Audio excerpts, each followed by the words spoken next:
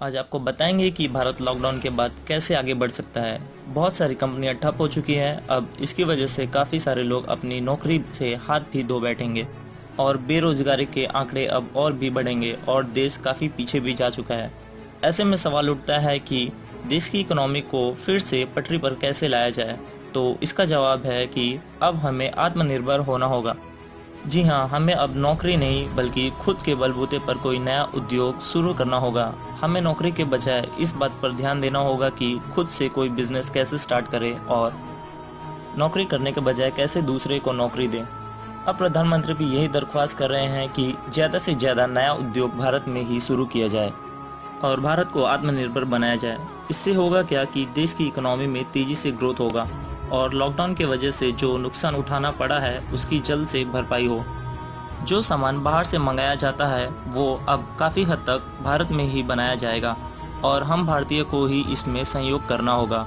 हमें अब जो सामान बाहर से इंपोर्ट होता है उसकी खरीदी कम करके भारतीय निर्मित सामानों को ज़्यादा से ज़्यादा अपनाना होगा। इंपोर्ट किए हुए सामानों को खरीदने से बाहरी देश को मुनाफा होता है। हम सोचते हैं एक चीज़ खरीदने से क्या होता है, हम तो यह बात सोचते तक नहीं हैं। जहां सामान सस्ती दिखे बिना जांच पड़ताल किए हम उसे खरीद लेते हैं, बिना यह जाने कि वो सामान कहां से आया है, उस सामान को खरीदने से किसको मुनाफा हो रहा है। लेकिन अब हमें इन सब बातों पर सोचना होगा। एक बात सोच कर देखिए, 135 करोड़ लोग जब भारत में ही बनी हुई सामान खरीदेंगे तो इंपोर्ट रेशियो खुद ही काफ़ी हद तक कम हो जाएगा और यह हम आम भारतीय जनता को ही करना होगा।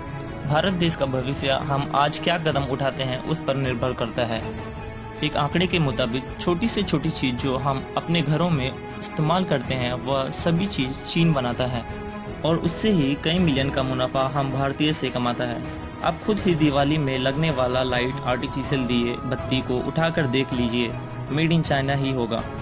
अगर भारत के 135 करोड़ लोग उसे खरीदना बंद कर दें तो कई गुना प्रॉफिट अपने ही देश को होगा। अंत में यही कहना चाहूँगा, कुछ भी करने से पहले एक बार ज़रूर सोचें, क्योंकि आपकी एक अच्छी सोच आपकी ज़िंदगी बदल सकती है। और हमें कमेंट करके बताएं कि कितनी % सामान जो आप यूज़ करते हैं वो बाहरी है। इससे आपको खुद ही अंदाज़ा हो जाएगा कि कितना बाहरी सामान यूज़ करते हैं।